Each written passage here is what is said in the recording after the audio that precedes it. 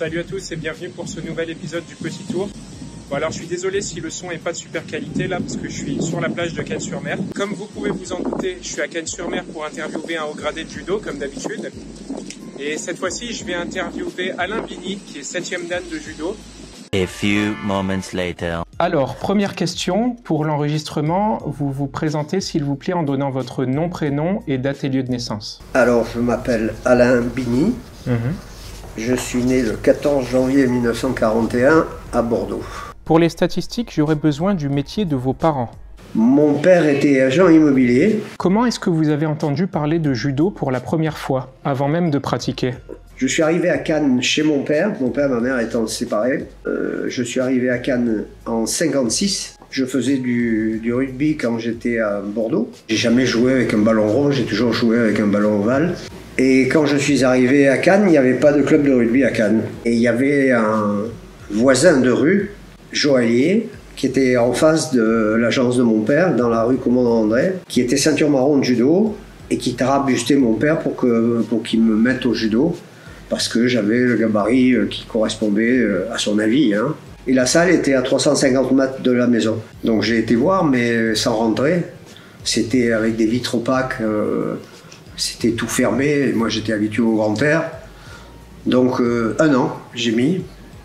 Et puis j'ai ouvert la porte et j'en suis plus sorti.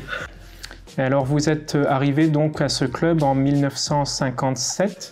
Exact. J'ai commencé le judo en 1957, au mois de février. C'était situé où? Vous vous souvenez de la rue du club ou de l'adresse exacte? Oui, rue des Batailliers. Et le professeur, c'était qui? De Giovannini. Son prénom, c'était Roméo. Oui. Vous avez donc commencé en février 1957. Et est-ce qu'au moment où vous avez commencé, ça vous a semblé spécial ou particulier le judo par rapport à ce que vous faisiez avant? Spécial, non. Je m'attendais à un sport de combat. J'ai eu un sport de combat. Ma foi, les gens étaient sympathiques, le prof aussi. D'abord, il faisait bien le judo, c'est-à-dire que je ne pouvais pas apprécier à cette époque-là, puisque je ne connaissais pas. Mais c'était agréable à regarder. De travailler avec les uns, avec les autres, ça m'a plu, ça m'a emballé de suite. Il avait des assistants dans le dojo? Non. Enfin, oui et non. Non, pas officiel, mais oui, parce que quand on arrivait, quand il y avait un nouveau, comme je l'étais à cette époque, il nous mettait dans les mains d'un de ses ceintures noires qu'il avait formé, qui avait la seule responsabilité de former celui d'aider celui qu'on lui donnait. C'était un peu le système des senpai et des kurai. Absolument. Et est-ce que vous vous souvenez du nom de certains de ces ceintures noires qui étaient là-bas? Oui, celui à qui j'ai été dévolu ou qui m'a été dévolu s'appelait Jackie Cogno. Et c'est lui qui m'a appris ce qui est le fond de mon judo. Il vous a appris les rudiments? Plus que les rudiments. C'est-à-dire que Roméo, lui, il donnait des cours que quand il allait faire un championnat ou quand il en revenait, sinon il ne faisait pas de cours. D'accord. Alors par contre, il passait, comme ça, entre les coupes, ton coude, ta main, ta tête, tes jambes, etc. Il donnait un conseil, hop, il partait. Mais relax, hein. Relax. C'est une méthode qu'on voit plus de nos jours. Non. Alors comment étaient les entraînements au début? Est-ce que c'était particulier par rapport à ce qu'on fait de nos jours? Est-ce que c'était différent en quelque chose? Ah, c'est pas le contenu qui était différent, c'est la manière de faire qui était différente. Vous savez pas si Monsieur De Giovannini, il avait été formé au Fort Carré? Il est passé au Fort Carré parce que c'était un endroit obligé. Moi, j'ai préparé mon diplôme d'État et j'ai passé mon diplôme d'État au Fort Carré. Donc, passage obligé, puis en plus les anciens sont passés tous par le Fort Carré, les gens d'Antibes particulièrement, les profs qui étaient à Antibes. Je pense que mon prof y est passé aussi. Mais le nom de son prof ne me revient pas là. Mais il a eu un prof sur Cannes ou sur la Boca, je ne sais plus exactement. Et ce professeur-là était issu du Fort Carré lui-même? Non. Non. C'était pas un lutteur par hasard? Je pense pas, non. Comment se sont déroulées vos premières années dans le dojo de Monsieur De Giovannini? Est-ce qu'il y a eu des compétitions, des interclubs, des événements importants? Tout s'est enchaîné de manière naturelle. Et puis en plus, je suis d'une génération qui obéissait, peut-être en discutant de temps en temps, mais qui obéissait principalement. Et donc on ne se posait pas de questions pour savoir si c'est bien, c'est pas bien. On ne connaissait pas, donc on fait connaissance, on apprend et on fait. Disons que la première compétition que j'ai faite, parce que c'était quand même le but c'était de marquer Ippon déjà, ça c'est clair. Et puis le prof il tenait en plus. La finalité du judo c'est le combat. Les gens qui font du judo et pas de combat, c'est des plaisantins, quoi. Ou alors des gens qui sont suffisamment âgés ou handicapés ou des trucs comme ça qui ne peuvent pas faire autrement. Mais s'ils sont normalement sains de corps et d'esprit, il faut aller voir, quoi. Ça fait 50 ans plus de 50 ans que je répète à mes élèves que la compétition, c'est l'épreuve ultime de la formation de l'être humain. Et donc, Monsieur De Giovannini, il faisait participer ses élèves à ces compétitions? Oui, la première compétition que j'ai faite, c'était les championnats de la ville de Cannes. C'était en 1958. Il n'y avait pas de catégorie de poids à l'époque. Et je me suis fait étrangler debout. J'ai rentré un mouvement d'épaule, mais le gars était très grand. Et en plus, j'avais le cou bien tendu, puis j'étais bien droit, etc. Et lui, il a fait pfff. Et puis j'ai perdu comme ça. Vous avez perdu connaissance sur le moment? Non. Oui, ça se faisait beaucoup à l'époque, les étranglements debout, les armlocks, ce genre de choses. Tout marchait. Vous rencontriez donc d'autres clubs de la ville de Cannes? Oui, et des alentours aussi. D'accord. Il y avait quels autres clubs connus autour de Cannes? Il y avait le judo club de Liklama. Lycklama, qui était à Cannes aussi. Et il y en avait d'autres, des judo clubs à Cannes ou autour? Non, c'était les deux seuls clubs. Quand on les rencontrait, il fallait les battre, quoi. C'était les consignes, mais bien faites, hein, pas on va les tuer, on va les zigouiller, non. Il y avait une certaine rivalité. Voilà. Et est-ce qu'il y avait d'autres clubs de la région que vous rencontriez? Oui, il y avait des gens de Cannes, il y avait des gens de la Boca, il y avait des gens de Golfe-Juan. Et à Golfe-Juan, il y avait qui?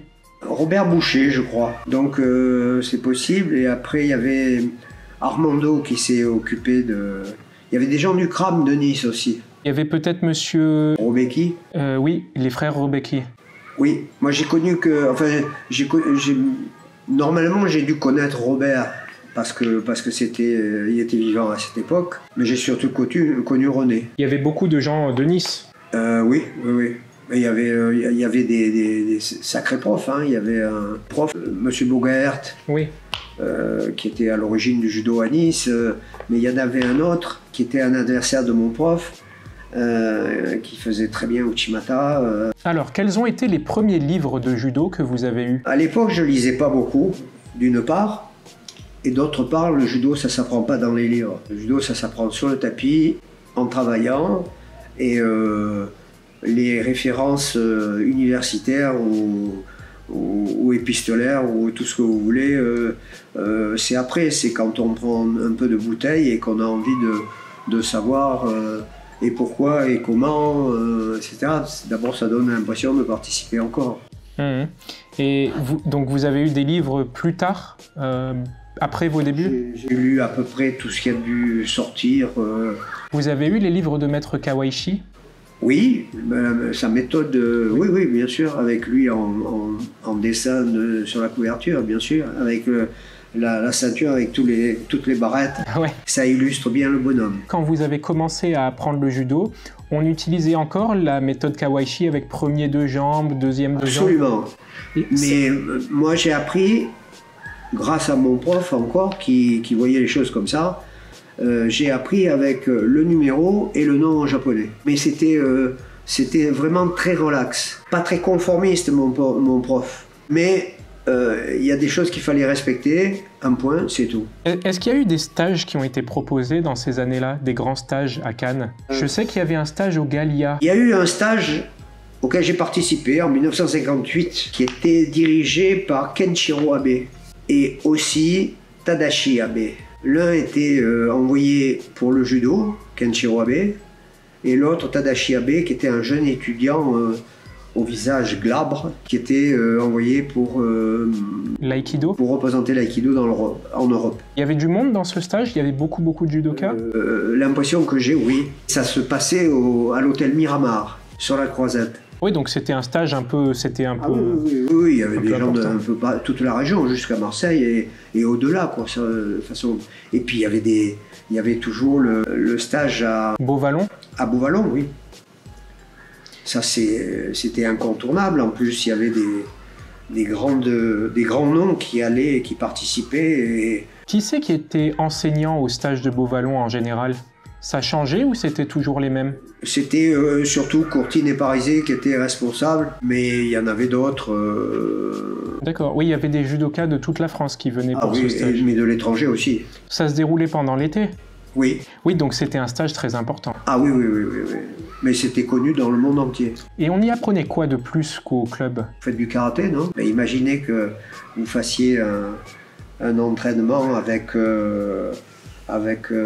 comment il s'appelle celui qui balaye bien, là, qui est 9e dan maintenant. Ah, Dominique Valera. Voilà. Dominique Valera, qui était un bon judoka aussi, et ceinture marron de judo. Oui. Imaginez que vous faites un stage avec Dominique Valera, qu'est-ce que ça vous apporte de plus? Ça dépend de sa capacité à enseigner. Ça dépend de votre capacité à écouter aussi. Bien sûr. La grande question actuelle est là. Il y a des gens qui savent enseigner ce qu'ils savent faire. Pas forcément prendre les gens comme ces gens-là veulent qu'on les prenne. C'est là le problème. Quand on vient pour apprendre, on supporte l'enseignant. Sinon, il faut aller ailleurs. Donc, et là, on va s'occuper d'eux, on va leur prendre des sous. On va s'occuper d'eux, on va pas leur apprendre grand-chose.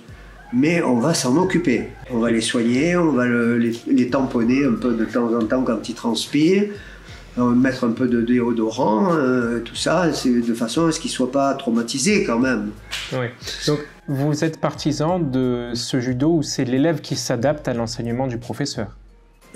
Oui, parce que c'est comme ça que ça doit être. Si on y revenait maintenant, on aurait moins de problèmes avec les enfants. Alors, est-ce qu'il y avait dans ces années-là, les années 50, 60, des films sur le judo?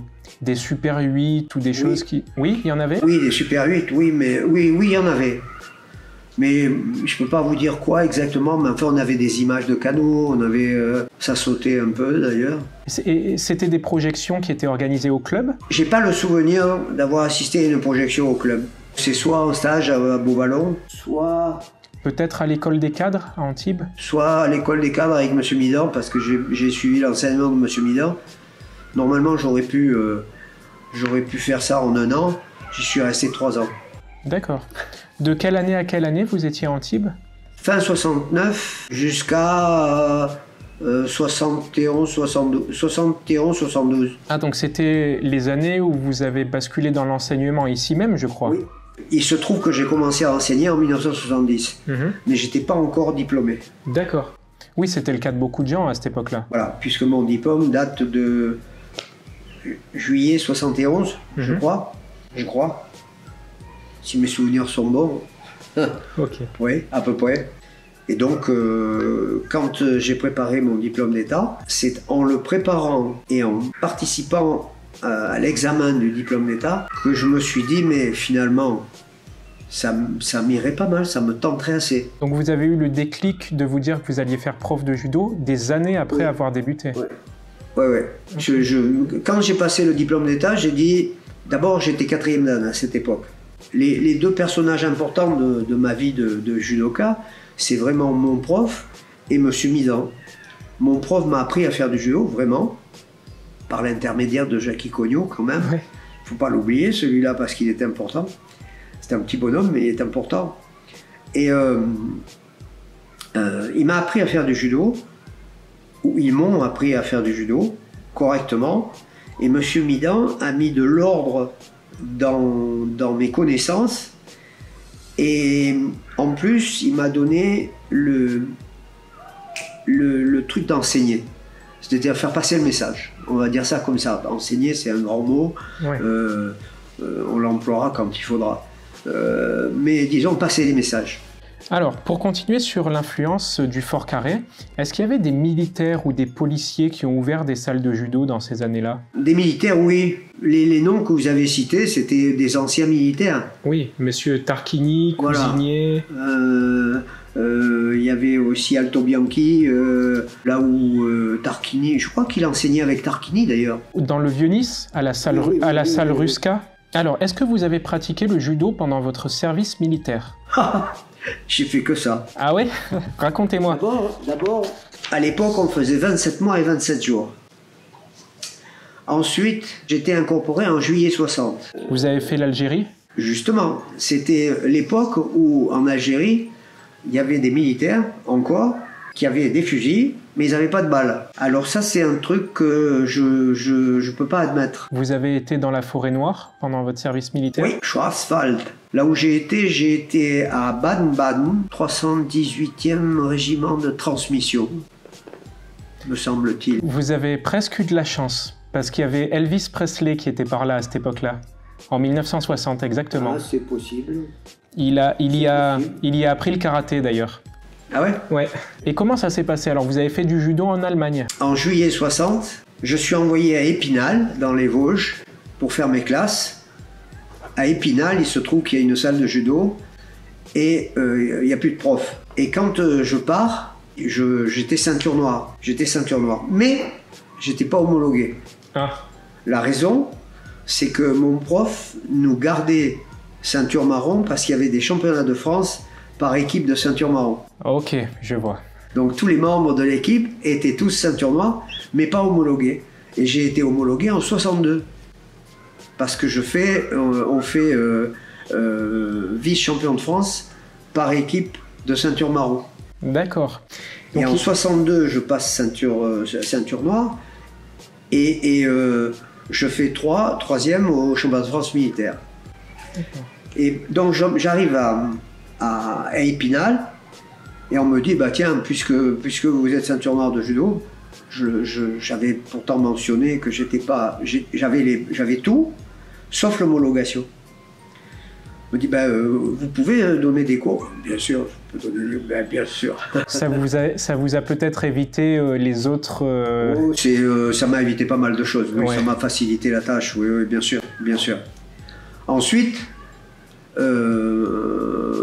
Donc je fais mes classes juillet jusqu'à août, quelque chose comme ça. Je suis envoyé ensuite à Laval, en Mayenne, où je fais des spécialisations. C'est des brevets, série 100, série 200, série 300, enfin, etc. Je fais ça. À Laval, il y a un club, et je mets mes fringues civiles au club. Et donc, j'allais m'entraîner deux fois, 3 fois par semaine au club. Et le soir, on sortait un petit peu, histoire de faire la fête. À Laval, qui était le professeur? Je me souviens plus qui c'était le professeur, mais je me souviens qu'il y avait un gars qui était au haut niveau, qui s'appelait Babin, B-A-B-I-N. Ensuite, je suis envoyé donc en Allemagne. Arrivé en Allemagne, au 42e régiment de transmission à Achern. A-C-H-E-R-N. Ne pas confondre avec Aachen, qui est Aix-la-Chapelle. En face, la frontière avec la France, qui longe le Rhin. Vous avez passé l'hiver là-bas? Ça a dû être un peu... J'ai passé 2-3 hivers. Ah oui. Traverser le pont de Kehl avec comment ça s'appelle, la redingote, le manteau en drap, avec le tour de cou, le machin, etc. Le pont de Kehl, c'est glaçant, ça vous transperce tous les vêtements, c'est un truc affreux. Et donc j'arrive à Aachen, là on m'envoie à Badenhaus pour une formation complémentaire. Quand j'arrive au mois de janvier, donc début janvier, il y a les championnats des forces françaises en Allemagne. Et je le fais, je le gagne. Donc c'était en janvier 61 ou 62? En janvier 61. Il y avait des catégories de poids? Oui, 3 je crois. Et vous étiez dans quelle catégorie? J'ai envie de dire moins de 68, moins de 80 et plus de 80, je crois que c'était ça, grosso modo. Il y avait une petite revue, une gazette, qui paraissait pour toutes les casernes françaises qui étaient en Allemagne. Et je passe sur la gazette en question. Et là, j'ai les portes qui s'ouvrent partout. Et j'ai gagné ce championnat des forces françaises en Allemagne pendant 3 ans d'affilée. Mais le premier, je l'ai fait en ceinture marron. Donc il n'y avait pas de championnat de France militaire ceinture marron. Et les 2 autres, j'ai été sélectionné pour faire un championnat de France. Donc une fois, j'ai fait 3. Et une fois, j'ai fait un vol plané. Ah d'accord. Ce sont des choses qui arrivent. Absolument. C'est même nécessaire. Ça évite la grosse tête. Et quand vous étiez en Allemagne, vous avez pratiqué le judo et vous l'avez enseigné aussi ou seulement pratiqué? Seulement pratiquer. D'accord. Enfin, j'ai enseigné aussi un peu à Herne parce que j'avais comme élève, j'avais le chef de bataillon et 2 de ses filles. D'accord. Entre autres. Et Mais enfin, bon, ça m'a procuré plein de facilités. A few moments later. bon, du coup, vous avez fait pas mal de judo là-bas. J'ai fait sûrement beaucoup plus de judo que de transmission. D'accord. Et pourtant, j'avais les brevets nécessaires, je faisais des manœuvres avec les Américains. D'accord. Et vous avez... Ça, alors, c'est la période militaire. une fois que vous avez été démobilisé, vous avez continué à pratiquer le judo en compétition, je suppose. Ah oui. Racontez-nous en quelques mots votre parcours en compétition. D'abord, je suis venu en permission, puisque quand on a fait vice-champion de France par équipe de ceinture marron, j'étais encore militaire. J'ai été champion du département individuel et par équipe un nombre de fois assez important. Ensuite, on a été champion de la région, c'est-à-dire de la Côte d'Azur à l'époque. Et puis après, on a été champion interrégion. Et après, on a fait, je crois que j'ai été 3 ou 4 fois 3e au championnat de France. J'ai été vice-champion de France aussi par équipe de ligue. J'avais été sélectionné dans la Ligue de Provence. À l'époque, c'est PACA actuel. J'avais été sélectionné pour représenter la PACA. On fait vice-champion de France. Est-ce que les compétitions ont beaucoup évolué par rapport à vos débuts? Ce que je ne vous ai pas dit, c'est que j'ai fait de l'arbitrage à partir de 70. Et qu'ayant franchi tous les stades, je suis devenu arbitre continental en 1982, puis arbitre international ou mondial, c'est comme vous voulez, en 1992. Qu'est-ce qui vous a poussé à faire autant d'arbitrage? Assez simple. C'est extrêmement simple. Quand nous, petits provinciaux, nous allions à Marseille, si on ne faisait pas un trou avec notre adversaire dans le tapis, on ne pouvait pas gagner. D'accord, je vois. Les arbitres étaient marseillais. Donc c'était impossible de gagner. C'était impossible de gagner. C'était quand il y avait... sûr que quand on explose quelqu'un, l'arbitre, encore il peut dire au hasard au lieu de dire Ippon, mais quand même... L'arbitrage est sorti, on avait un gars au club qui s'appelait Monsieur Richet, qui a été professeur à l'Avocat, qui est décédé il n'y a pas très très longtemps, qui s'occupait d'arbitrage. Et là, je me suis dit, si je pouvais faire en sorte que des combattants, en me voyant au centre comme arbitre, se disent on va pouvoir se donner à fond sans réfléchir, ce qui doit nous revenir nous reviendra, et si on doit être puni, on sera puni. Si j'arrive à avoir des combattants qui se disent ça quand j'y suis, j'ai gagné. Et puis après, c'est l'enchaînement des choses. D'abord, quand on arbitre au niveau national, déjà, on voit les meilleurs de français. Ouais. Et ensuite, quand on arbitre au niveau international, et particulièrement mondial, on voit les meilleurs de tous les pays. Et pendant 20 ans, j'ai voyagé un peu partout dans le monde. J'étais instructeur aussi. Pour l'arbitrage? Instructeur d'arbitrage pour le département, puis instructeur d'interrégion, c'est-à-dire interrégion, c'est PACA maintenant, et même instructeur national, puisque j'ai fait partie de la commission nationale d'arbitrage pendant 6 ans, 7 ans, 8 ans, je ne sais pas exactement. Et quel est le rôle de l'instructeur d'arbitrage? Qu'est-ce qu'il fait exactement? Il apprend aux arbitres à bien faire leur métier. Il fait passer les consignes nationales, les consignes nationales, parce que de l'international, ça passe au national, et de national, ça passe dans toutes les interrégions, dans tous les départements, etc. Ça, en cascade.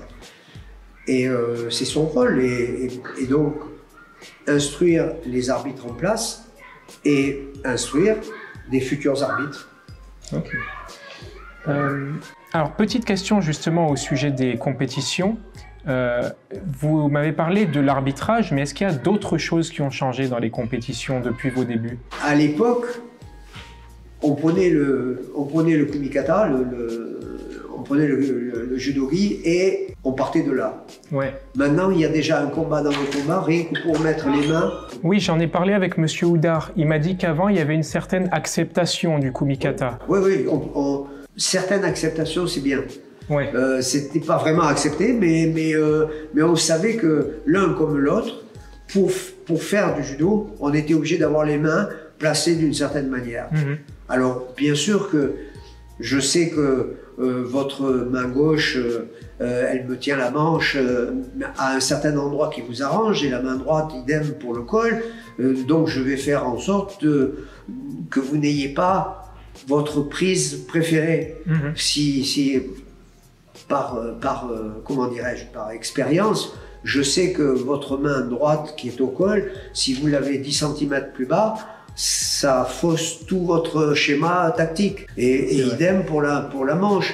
Donc, mais on ne va pas se disputer pendant 2 heures, alors que maintenant c'est le cas. Ouais. Maintenant, il y a vraiment un combat pour savoir comment placer le kumikata. Oui. Et c'est d'une tristesse à mourir, quoi. Je pense que c'est simple. Je vais vous résumer ma sensation. Si, à l'époque où j'ai fait de l'arbitrage, le judo était comme il est maintenant, j'aurais pas continué l'arbitrage. Et la valeur des prises était aussi différente. Maintenant, il n'y a plus que Wazari et Ippon. Avant, il y avait Koka, Yuko, Wazari, Ippon. Il y avait des arbitres qui étaient 3 arbitres sur le tapis. Il y avait un arbitre central et 2 arbitres de coin. Et normalement, à 3 arbitres sur le tapis positionnés de cette manière, il n'y a rien qui peut nous échapper. À propos de votre enseignement depuis les années 70, alors comment ça s'est passé déjà l'arrivée au club? Parce que remplacer un professeur, c'est pas toujours simple.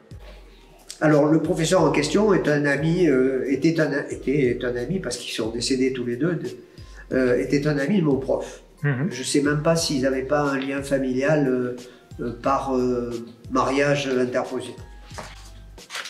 Et à la sortie, je sors major, et à la sortie de mon diplôme d'état, Raoul Flory, c'est le nom du professeur qui a fondé le club en 1954, Raoul Flory me contacte et me dit voilà, si moi je veux m'arrêter, si tu veux reprendre le club, ben, tu peux.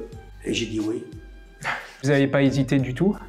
Non. Parce que c'était, alors je sais pas comment c'était à l'époque, mais c'était peut-être un peu délicat de reprendre un club qui n'est pas celui de votre professeur et donc de devenir concurrent de votre professeur à ce moment-là. À qui vous le dites? Non, mais ça, je n'étais pas concurrent parce que mon professeur il était à Cannes et moi je suis à Cagnes. Donc il y a quand même, de l'espace. Ouais. Et il y avait suffisamment de monde pour que tous les deux on ne se fasse pas de concurrence. Non, mais par contre le problème c'est que c'est un problème d'homme. Raoul Flory n'était pas Alain Bini et vice versa. Et quand j'ai pris le club, il y avait 65 licenciés. Et le premier mois, je me suis retrouvé avec la moitié moins. Parce que c'était pas la façon de faire de leurs profs. Ils étaient devenus attachés à leurs professeurs. En plus, il y a des familles à Cagnes-sur-Mer, des familles nombreuses à Cagnes-sur-Mer, dont la famille de Repas, qui étaient très très attachés et ils sont partis, quoi. Alors, j'ai déjà entendu ce nom-là. J'ai l'impression qu'ils étaient très forts en compétition de repas. Oui. Quand vous avez commencé à enseigner, donc au début, vous avez eu un petit peu moins d'élèves. Il a fallu relancer la machine, c'est ça? C'est ça. Mais on a commencé, j'étais dans des caves de la cité marchande en plein centre de Cagnes-sur-Mer. D'accord, donc c'était pas le dojo ici? Ah non. Ça, là, ici, j'y suis depuis 2004. Et donc, vous avez fait d'abord la cité marchande de Cagnes-sur-Mer? C'était une cave de 40 mètres carrés avec les rats, les machins, tout, c'est vachement bien. Et au bout de presque 2 ans, Grâce au président que j'avais, qui était influent, etc., on est monté à l'étage au-dessus. D'accord. Où il y avait une salle où il y avait des producteurs de légumes. Mais en fait, les producteurs de légumes se mettaient tous dans la rue. Donc cette salle était continuellement vide. On a fini par se l'approprier, en partie au départ et très vite. Totalement. Complètement. Avec, il y avait les douches municipales qui étaient là, mais qui n'étaient plus utilisées, mais elles étaient existantes. Donc ça nous a servi de dojo. Voilà. Et j'ai eu un président dont je me souviens très bien le nom, qui s'appelle Alain Vincent Carrefour, qui a été président, c'est celui qui a tenu le plus longtemps à me supporter. D'accord. Et moi le supporter aussi. Alain Vincent Carrefour qui nous a permis de monter dans les étages supérieurs. Et avec lui, on a remonté le club. On a été jusqu'à 220 licenciés. Et comment ça s'est passé vos premières années? Vous alliez tous les ans en compétition avec vos élèves? Ah, j'ai toujours été, j'y vais toujours. Ok. Oui, parce qu'il y a des professeurs qui parfois ont peu d'élèves ou des élèves qui sont pas très doués en compétition et qui donc font pas forcément toutes les compétitions. Vous y allez tout le temps? Je répète, la compétition, c'est un passage obligé. C'est un passage obligé. Pratiquer un sport de combat sans combat, ça ne veut rien dire. Que ce soit bien clair. C'est bien entendu. Et donc, dans la mesure du possible, on va essayer de leur donner le goût de la compétition. Il y a des randonnées qui se font au club. Tout ça, ça participe.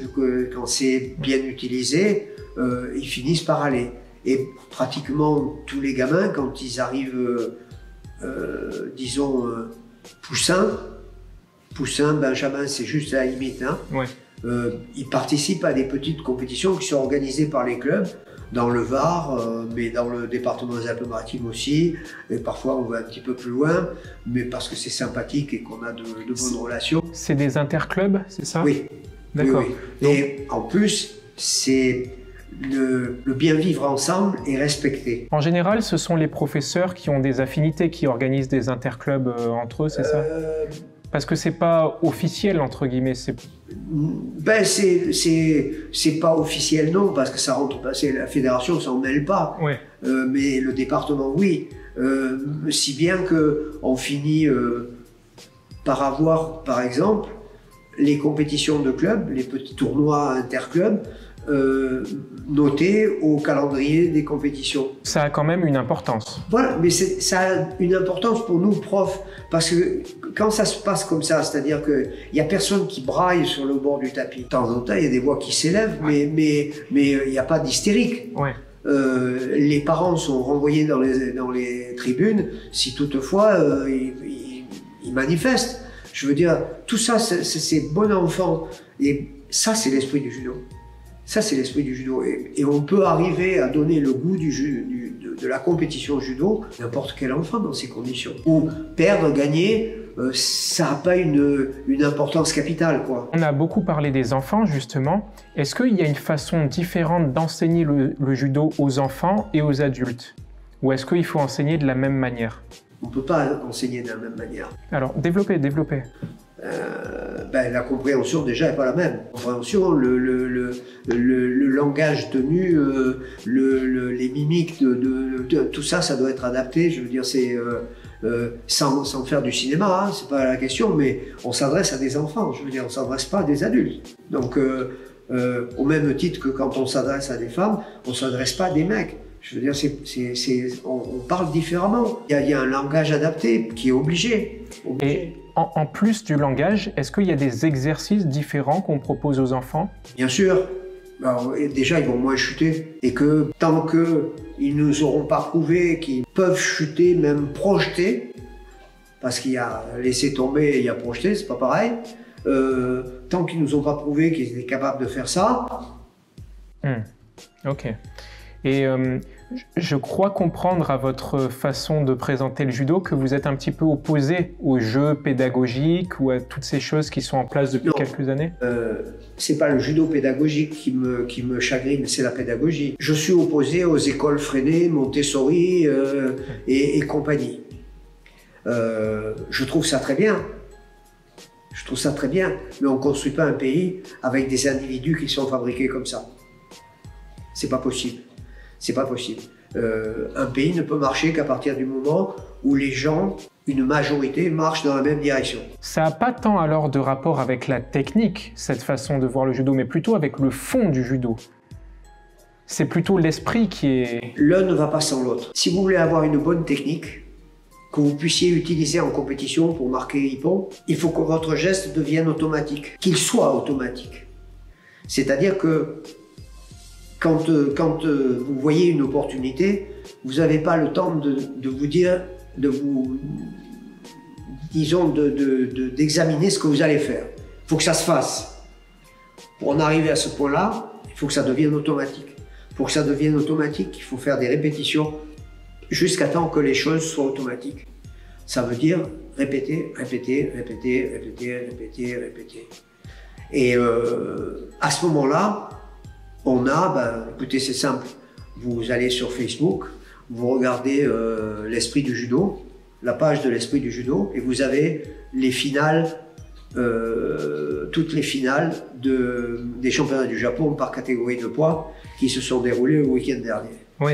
Et vous regardez toutes ces finales. Et vous allez avoir du plaisir à regarder. Dans la majorité des cas, hein. Il y a quelques cas où c'est un peu ennuyeux, mais vous allez avoir du plaisir. Pourquoi? Parce que c'est beau à voir. Ils sont beaux et efficaces. Et donc il y a encore des distinctions entre le judo japonais et le judo français? On peut dire entre le judo japonais et le judo international. Oui, d'accord. Parce que s'il y a bien un pays où le judo ressemble le plus au judo japonais, ce sont les Français. D'accord. Il y a eu deux visions pour le judo français à un moment. Parce que quand Maître Kawaishi est arrivé, il a essayé de beaucoup adapter le judo. Et c'était presque de la lutte au début. Alors que quand Maître Abe est arrivé en France un petit peu plus tard, lui, il a vraiment enseigné le judo japonais. Et donc ces deux visions sont un peu en concurrence depuis. Mais de toute façon, il y avait deux écoles aussi au Japon. Hein. Il y avait le Kodokan et le Butokukai. Donc c'était pas opposé. C'était peut-être, les mouvements étaient les mêmes.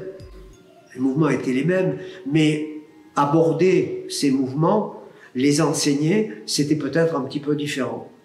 Voilà. Okay. Alors, les uns ont préféré Kawaishi, les autres ont préféré Abe. En tous les cas, même les gens qui aimaient Kawaishi, ils ont été voir Abe quand même. Hein, ouais. Parce que c'était complètement différent. C'était le judo mis en situation. Le judo de Kawaishi, c'était un petit peu statique. Ouais. Hein, et le judo d'Abe, c'était... Est-ce que le matériel que vous avez utilisé en judo a évolué depuis vos débuts? Les tapis, oui. Oui. Les tapis, oui. Moi, j'ai commencé, c'était folklorique. Hein. Il y avait des vieux tapis en paille de riz. Une partie de la salle, des 40 mètres carrés, il y avait en paille de riz qui fleurissait quand même. Parce que c'était humide ouais. Dans les caves. Donc, il bourgeonnait un peu. Et puis il y avait une autre partie où il y avait de la sciure de bois, la bâche dessus, enfin bon, c'était... Et après il y a eu des tatamis comme on voit maintenant avec de la mousse, du polystyrène, machin, etc. Est-ce que ça se faisait à vos débuts de faire de la musculation pour le judo? Ça s'est toujours fait pour pratiquement tous les sports. À partir du moment où on veut développer le muscle pour qu'il puisse servir à... Quels sont les meilleurs moyens de développer ce muscle si ce n'est la musculation avec des mouvements appropriés. Maintenant, c'est à manier avec délicatesse, quoi. Ouais, chez Monsieur De Giovannini, à Cannes, il y avait du matériel de muscu... Non, il n'y avait pas. Et ici, il n'y en a pas non plus. Hein. Donc ça dépendait surtout des endroits, je pense. Non, ça dépend des individus. Je veux dire, il n'y a rien de mieux que la musculation naturelle. D'accord? On veut avoir des cuisses, des mollets, des chevilles, etc. On fait des flexions, on fait des squats. C'est-à-dire, on veut avoir du biceps et du triceps, on fait des pompes. Après, quand on arrive à un certain niveau où on sent qu'on a un petit problème de puissance, à ce moment-là, on va dans une salle et on fait une musculation appropriée. Je veux dire, avec quelqu'un qui vous guide, qui est spécialisé là-dedans, etc. Mais ça, c'est pour le haut niveau. D'accord, ouais. Est-ce que vous avez eu dans votre jeunesse de judoka des ouvrages sur le zen ou sur la philosophie japonaise? Oui, bien sûr. On ne peut pas éluder la question, c'est pas possible. À mon sens, hein, à mon sens. Quand je parle, c'est mon avis. Hein, ça ne veut pas dire je veux convaincre personne. Mais c'est ce en quoi je crois moi. C'est-à-dire donc, on ne peut pas éluder la question. Pourquoi? Parce que les Japonais déjà, le judo japonais, c'est le modèle, incontestablement, et ça l'a toujours été. Et ça le sera, je l'espère, le plus longtemps possible. Les Japonais sont en majorité shintoïstes, bouddhistes. Le bouddhisme, il y a des branches différentes. Hein. Zen, c'est une extension du bouddhisme Chan, etc., etc., etc. Si je vous le dis, c'est parce que je l'ai lu. Et quand on se penche un petit peu sur la question, on s'aperçoit que si les Japonais sont comme ils sont, c'est peut-être en fonction de leurs convictions, j'allais dire religieuses, mais c'est un mot faux, c'est plus des convictions philosophiques, je veux dire, qu'autre chose. Et quand on s'intéresse, ou quand on a envie d'imiter les Japonais, en fait, de s'en approcher au plus près, et quant au geste et quant à l'efficacité, hein, ouais. On peut pas éviter de s'intéresser à ça. Et ça a changé votre vision du judo, le fait d'avoir cette connaissance, non? Non, ma vision du judo n'a pas changé, mais comprendre comment les Japonais peuvent penser pour arriver à faire aussi bien, ça c'est important. Pour un prof en tous les cas, mais même pour un athlète. Je veux dire, quand il veut avoir du rendement, c'est-à-dire jeter des gens, gagner pour moi c'est un terme inapproprié. Enfin c'est gagner, oui, mais pas comme on l'entend. Oui, je vois. Il y a eu une période pendant laquelle la Fédération française de judo a intégré d'autres arts martiaux comme le karaté et le kendo. Est-ce que ça a influencé votre parcours de judoka en quoi que ce soit? À moi? Oui. Aucunement. Aucunement. Vous avez jamais pratiqué le karaté ou le kendo? Quand j'étais donc élève, il y avait un autre élève de mon prof, qui était plus un ami qu'un élève, qui faisait l'aïkido. Et donc à la fin de chaque entraînement, on faisait des trucs d'aïkido. Mais ça nous amusait, mais en fait c'était pas si bête de la part de mon prof, parce que moi j'ai voulu que mes élèves, à un moment donné, j'ai voulu que mes élèves prennent des cours d'aïkido, ne serait-ce que pour les taï sabaki. Oui. Parce qu'on a besoin de savoir faire des taï sabaki en judo. Et si on ne les fait pas, on ampute les connaissances. Et c'est dommage. Et donc on faisait ça à la fin, avec je te prends le coup, machin, je te fais ça, tac, tac. Il y avait un peu de jiu-jitsu alors aussi? Oui, c'était un peu tout mélangé. Mais à la fin du coup, pendant quoi, un quart d'heure, hein, ouais. Pas plus. Et sinon, tout le reste du temps, on s'est mis sur la gueule. Hein. Et le jiu-jitsu, ça vous a pas attiré plus que ça? Parce que ça s'est perdu, j'ai l'impression. Avant, tous les clubs de judo faisaient un peu de jiu-jitsu. Je vous ai dit tout à l'heure, pour gagner en compétition, il faut que le mouvement que vous employez vienne automatiquement. Oui. Le jiu-jitsu, le krav maga, le machin, et j'en passe, c'est des meilleurs, c'est fait pour se défendre en cas d'agression dans la rue. Oui ou non? Oui. Eh bien, si vous n'êtes pas automatisé de la même manière, vous allez vous faire casser la gueule dans la rue. Parce que tout doit être automatisé pour que ça passe à l'état de réflexe. Oui. Pour que ça en arrive là, il faut du travail qui n'est pas fourni. J'ai fait j'ai participé à un stage de Jiu-Jitsu. Parce que de notoriété publique, on sait que le Jiu-Jitsu et moi, on n'est pas fait exactement de la même manière. Et c'était mon ami Capizzi, avec qui j'ai fait plein de choses. On a fait des démonstrations en duo. Il était au judo Kwai, non? Oui, c'est ça. Moi en soi. C'est ça.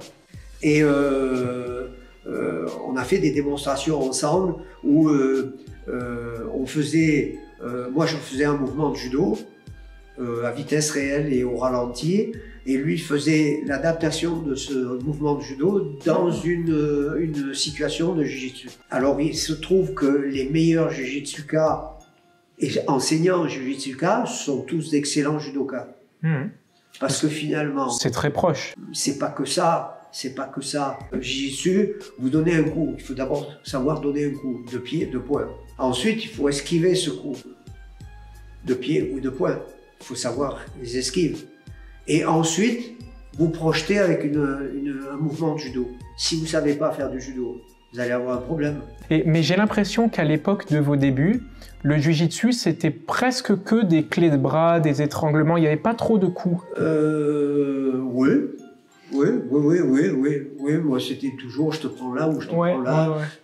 Ouais, à peu près, oui. Les coups dans le jiu-jitsu, c'est arrivé plus tard, j'ai l'impression. Depuis Monsieur Parisé qui a remis la mode du jiu-jitsu. Je pense que c'est Parisé qui a mis ça au goût du jour. Mais je vous ai dit, j'ai été à un stage de jiu-jitsu. Parce qu'il fallait que je voie quand même. Et j'étais attendu comme le loup blanc, évidemment. Hein, mais les enseignants qui étaient là, c'était Adrien Sens, c'était pas Michel Lefebvre, il n'y était pas.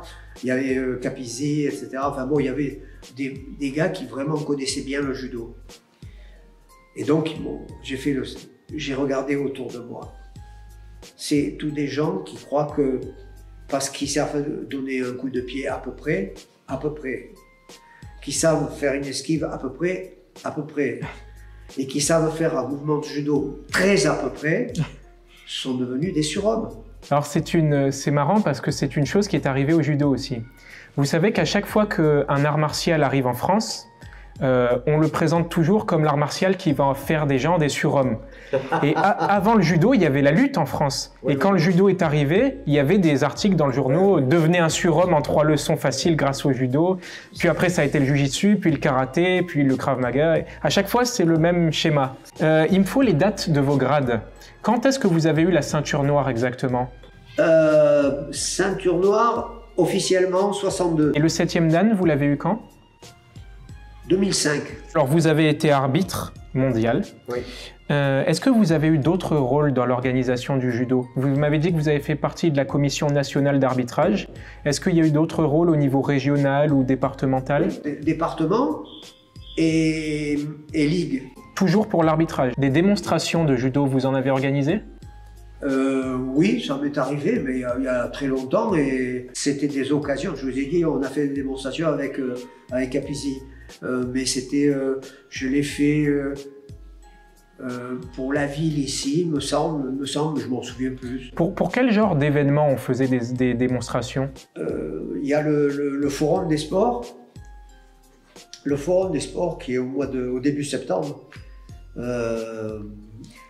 On fait toujours des petites démonstrations, c'est-à-dire on fait du judo. Qui fait uchikomi, qui fait du sol. On a une petite surface de tapis qu'on met en place et que les gens aient une idée de ce qui se fait, quoi, je veux dire. C'est une sorte de vitrine pour les clubs? Oui. Je ne peux pas démontrer ma passion pour le judo. Oui. J'ai rien pour le démontrer. Vous avez l'interview. Vous y croyez ou vous y croyez pas, mais j'ai rien pour démontrer. Par contre, je peux vous dire, voilà quelques aspects du judo. Il y a du judo debout, il y a du judo au sol. Pour apprendre à faire du judo, il faut faire des répétitions. Qu'est-ce que je fais quand je fais répétition? Je peux accentuer un geste, je peux mettre le doigt sur un geste, sur un détail. Je peux tout faire, ça. Je peux tout faire. D'accord. Mais vous parlez de ma passion du judo, de ma qualité d'enseignant, qu'est-ce que je vais vous dire? Et j'ai l'impression qu'il y avait beaucoup plus de démonstrations dans les années 50, 60 que maintenant. Oui, mais vous avez dit vous-même, quand le judo est arrivé en France, comme d'autres choses, on parlait de à quel point l'homme peut devenir supérieur quand il sait faire ces techniques-là. Eh ben, c'est pareil, à quel point le judo est intéressant quand on le voit faire. Alors, est-ce qu'il y a des grands événements de votre club ou de votre vie de judoka qu'on a oublié d'évoquer? Est-ce qu'il y a des grandes compétitions ou des grands événements de votre vie de judoka que vous aimeriez? Il y a un grand événement depuis 12-13 ans. C'est un stage avec un prof japonais. Hirano? Oui. Mais Hirano Yoshiyuki. Oui, c'est pas Tokyo, oui. Non plus ni Tokyo, ni Ryosaku. Et il est apparenté à Tokyo Hirano ou pas du tout? Absolument pas. D'accord. Aucun des trois. Hein. D'accord, ouais, ouais. Aucun lien de parenté, les trois. Et donc ça fait 12 ou 13 ans que vous faites venir chaque année ce japonais? Voilà, mais ce japonais, il est prof en Suisse. Et on en a fait venir aussi un parce que chaque fois, on essaie quand ça commence à marcher, qu'il y a suffisamment de monde. S'il y a suffisamment de monde, il y aura suffisamment d'argent. S'il y a suffisamment d'argent, ça nous permet d'offrir à la population des enseignants de qualité. Parce qu'il faut les payer quand même. Oui, oui, oui. Même s'ils me font des fleurs très souvent, parce que on a la même passion. Vraiment. Ouais. Voilà, c'est pas parce qu'on est copains, c'est parce qu'on a la même passion et que chacun reconnaît que effectivement l'autre a la passion. Voilà. Et ça se passe comment? Vous le faites venir une semaine? Non, on fait venir 72 heures. D'accord. Et c'est en quelle période en général? Le premier week-end des vacances de la Toussaint. D'accord, ok. Et donc ça fait quand même 13 ans. Alors qu'est-ce que ça apporte au club? Lorsque c'est moi qui l'ai créé, Initié. Initié, voilà. Mon idée, c'était tous les ans, depuis des années, je vais faire des stages avec Florence. On se déplace, on fait un stage à Montpellier au mois de juillet et on fait un stage à la Talaudière, près de Saint-Étienne, entre Noël et 1er de l'an. Le stage de Montpellier, le responsable du stage, c'est Monsieur Katanishi, Hiroshi Katanishi, et c'est pour moi un modèle d'enseignement. Pédagogiquement, c'est la perfection, plus une forme de corps assez exceptionnelle, formée à Tenri, donc il n'y a pas de toute façon, il n'y a pas d'échappatoire. Si vous y restez, vous sortez formé. Ouais. Ou vous y restez pas. Et les deux, Hirano aussi, est formé à Tenri. Et si Hirano est venu ici, c'est parce que son senpai, Katanishi, a promis à la famille d'Hirano de s'occuper d'Hirano, comme ça se fait au Japon. D'accord, ok. Kohai, senpai. Ouais. Et en fait, j'ai connu Hirano sur le tapis en faisant, je vais au stage de Katanishi et il fait son cours et au moment où il faut travailler, j'ai ce petit japonais rigolo qui vient en face de moi et qui m'invite. On a fait randonnée ensemble, pareil. Je veux dire, c'était un régal, et on a sympathisé. Et bon, il est absolument pas conformiste. Je me demande des fois s'il est japonais vraiment, s'il n'est pas coupé. Il est un peu excentrique? Pas excentrique. D'accord. Mais non conformiste. Il est âgé? Quel âge il a? Non, il a 40. Ah d'accord. Oui, donc il est plus jeune. 77. Ok. Est-ce que vous avez formé d'autres assistants à part Florence Carré qui est ici avec vous? Non, mais d'autres élèves au fil des années précédentes m'ont souvent aidé à faire les cours. Vous avez formé des champions ou des gens qui ont été bons en compétition? Champion de département, il y en a eu un paquet. Champion de région aussi. J'ai un champion de France. ASU à l'époque, UNSS donc maintenant. Cadet. J'ai eu un vice-champion de France 2e division il y a quelques années de ça. J'ai eu 2 garçons pris dans l'équipe de France junior. À peu près 70% des élèves que j'ai aidés à passer, à avoir la ceinture noire, 70% d'entre eux ont fait des études de haut niveau. D'accord. Donc il y en a beaucoup qui ont arrêté le judo? Et donc, beaucoup ont arrêté le judo, effectivement. Le dernier en date, c'était Christophe Mazzoni. Christophe Mazzoni, il fait 3 au championnat de France UNSS cadet et il fait 3 au championnat de France cadet. Vous avez aussi été actif pour les personnes en situation de handicap au niveau judo? Oui, à un moment donné, mais pendant 5 ans de mon périple arbitral, j'ai été dévolu aux handicapés auditifs, c'est-à-dire sourds et malentendants. Et éventuellement, il y avait pas sourds, aveugles et malvoyants, et il y avait parmi eux des sourds aussi. D'accord. Ou des malentendants. Et pendant 5 ans, j'ai suivi l'équipe de France paralympique. J'ai arbitré les Paralympiques à Sydney en 2000. Vous avez fait ça de quelle année à quelle année exactement? Allez, 95-2000. Bon, on a terminé, c'est ce que j'appelle le mot de la fin maintenant. Vous avez le droit de donner un mot de la fin, de transmettre ce que vous voulez, c'est-à-dire de donner par exemple un conseil pour les prochains judokas, de transmettre une idée qui vous est chère à propos du judo, ce que vous voulez. C'est assez facile, assez facile, parce que finalement j'ai passé ma vie d'enseignant, pas simplement de judoka enseignant, à essayer de faire des bons judokas autonomes, responsables et utiles à la société. J'ai rien inventé. C'est Kano qui faisait ça et qui a voulu ça. Et personnellement, je suis très admiratif du travail qu'a fait Kano parce qu'il a tout inventé, quoi. Je veux dire, je pense sincèrement que le judo est la solution aux problèmes qui nous assaillent en ce moment au niveau de l'éducation, au niveau des jeunes. C'est une solution. C'est une solution. Et c'est une solution dans la mesure où le judo est enseigné comme, à mon avis, il doit l'être, c'est-à-dire avec rigueur. Et la première des choses à savoir faire, c'est ranger ses ouriques sur le bord du tapis. Ça, c'est la première chose. Ça veut dire quoi?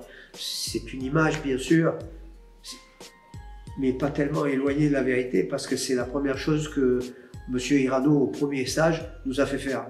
Il nous a fait ranger les tongs sur le bord du tapis. Parce qu'il a dit, si vous savez faire ça, vous saurez faire du judo. Le fait d'accepter de ranger ses affaires, c'est déjà une espèce de soumission, entre guillemets, mais qui peut vous conduire à la connaissance. C'est toujours d'actualité de faire des bons judokas autonomes, responsables et utiles à la société. Et je peux vous assurer que les ceintures noires que j'ai formées, peut-être pas tous, mais les 70 qui ont fait des études de haut niveau, tous ont un rôle aussi dans la société. Vous avez un peu le même avis que Jean-Lucien Jazarin, c'est une école de vie. Ah, tout à fait, oui. Ah, je suis tout à fait certain que c'est une école de vie. Eh ben, on a terminé. Je vous remercie beaucoup. Eh ben, moi aussi.